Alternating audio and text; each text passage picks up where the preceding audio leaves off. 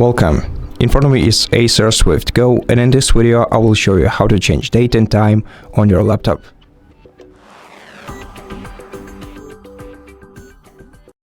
So to do it, right-click the time icon on your status bar, then select Adjust Date and Time.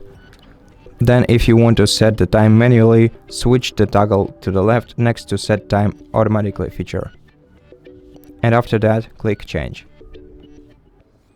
Now, by expanding this list and selecting the values that you need, you can change both date and time on your laptop.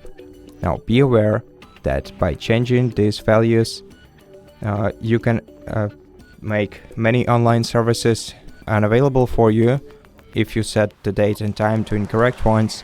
So I recommend only using this feature if you want to fix the automatic time detection feature.